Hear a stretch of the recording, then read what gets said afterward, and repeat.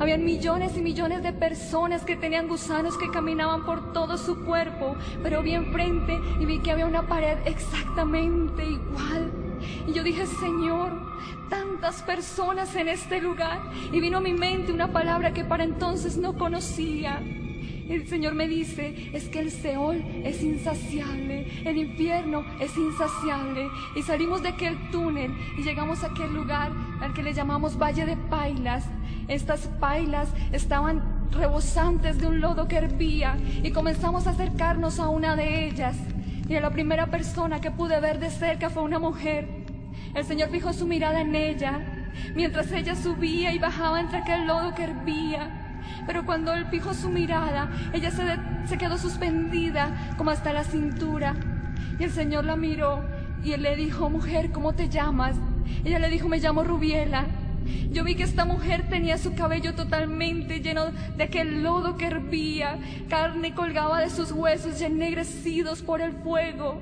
Entraban gusanos por las cuencas de sus ojos, salían por su boca, entraban por su nariz, salían de sus oídos, y por donde no podían entrar, sencillamente abrían un hueco. Le causaban tal dolor. Esta mujer miraba desesperadamente al Señor y le decía, Jesús, ten misericordia de mí, sácame de este lugar, ten misericordia de mí, yo ya no puedo más, que pare ya, Señor, ya no puedo más, ten misericordia de mí.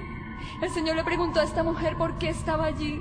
Ella le dijo, Señor, estoy aquí por vanidad. Y eso mismo era lo que decía aquella placa que tenía incrustada en su pecho. Ella tenía en su mano un frasco.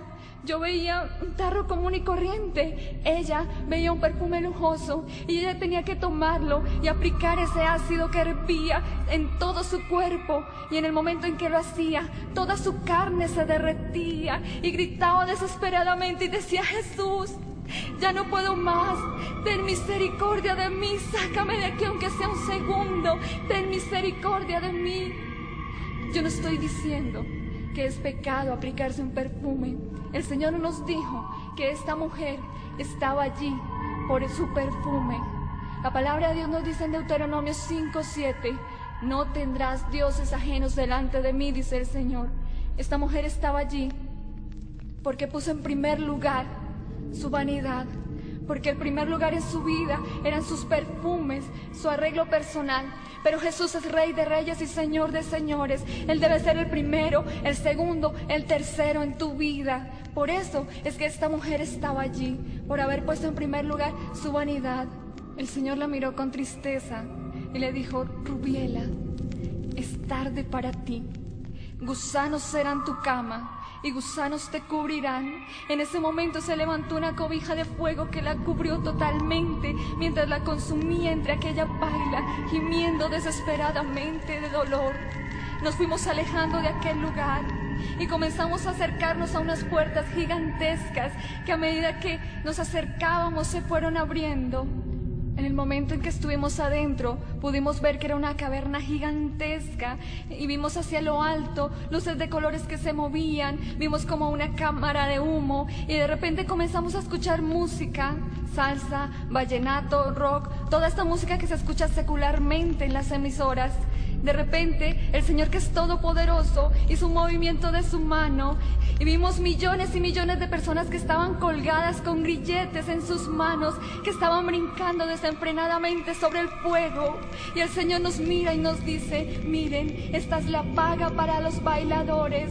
Ellos tenían que brincar sin poder detenerse un segundo. Si sonaba salsa, tenían que brincar al son de la salsa. Si sonaba rock, tenían que brincar al son del rock.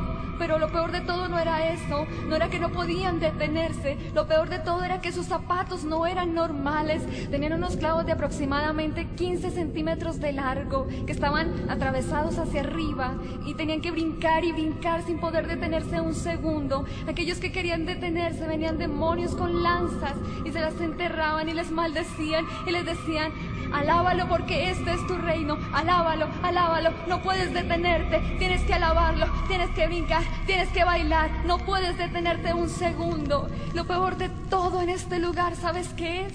Es que la mayoría de las personas que estaban allí en ese lugar habían sido cristianos que habían muerto en una discoteca. Muchas personas se preguntan y dicen, ¿pero dónde dice la Biblia que es malo bailar?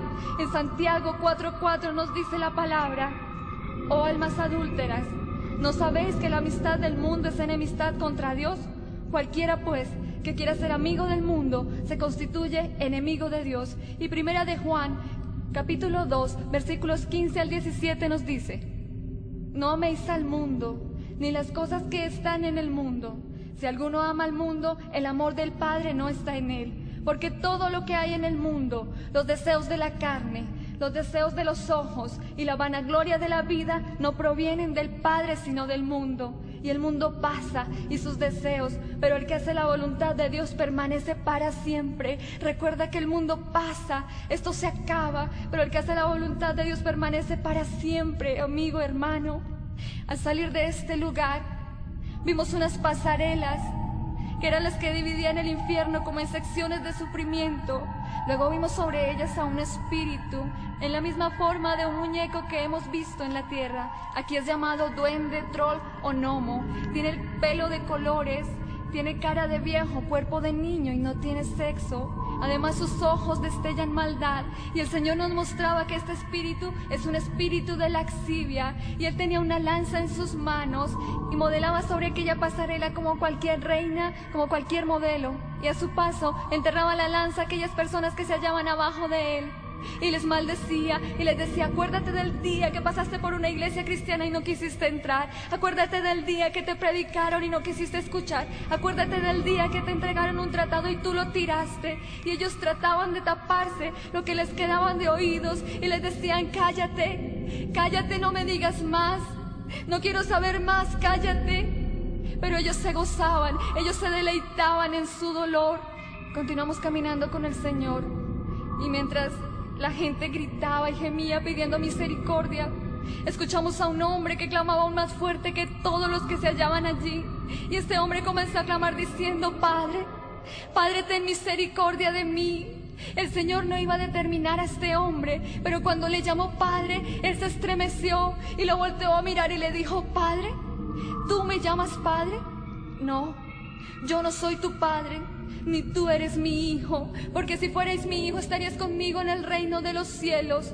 Vosotros sois hijos de vuestro padre, el diablo. En ese momento se levantó una cobija de fuego y lo cubrió totalmente. Y el Señor nos contaba la historia de este hombre y nos decía que él le llamaba Padre porque él le había conocido, que era un hombre que había asistido a la iglesia, al cual le había hablado por su palabra, al que le había dado 1000 promesas. Y nosotros le dijimos: Señor, pero entonces ¿qué pasaba? El Señor nos dijo es que él vivía una vida doble. Era uno en su casa y otro en la iglesia. Él decía: bueno, pues como aquí cerca no vive ni el pastor ni ningún hermano, yo puedo hacer lo que quiera. Pero se le olvidó que los ojos de Dios están puestos sobre nuestros caminos y que nadie puede burlar al Señor. La palabra nos dice: no os engañéis, Dios no puede ser burlado, pues todo lo que el hombre sembrare, eso mismo segará. Este hombre estaba sufriendo 1000 veces más que cualquier persona en el infierno. Estaba pagando una doble condenación: la condenación por su pecado y la condenación por haber creído que al Señor se le podía burlar. El pueblo hoy en día se ha acostumbrado a jerarquizar el pecado.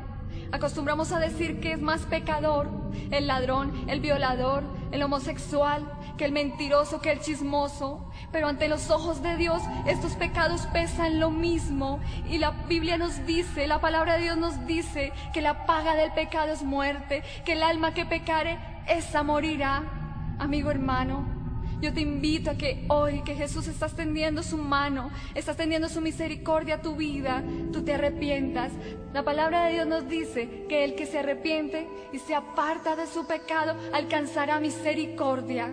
Y es mejor creer ahora que esperar para comprobar después. Dios te bendiga. La palabra de Dios me dice en el libro de los Romanos, capítulo 6, versículo 23: porque la paga del pecado es muerte, mas la dádiva de Dios es vida eterna en Cristo Jesús, Señor nuestro. Cuando descendimos a aquel lugar, comencé a experimentar el dolor y el sufrimiento de lo que es la muerte. Y estaba muy asustado por lo que estaba viendo. Comencé a darme cuenta que habían muchas personas allí y cada uno gritaba y gemía. Veíamos cómo hacia lo lejos se veían unas tinieblas, pero el Señor con su presencia comenzó a disipar estas tinieblas en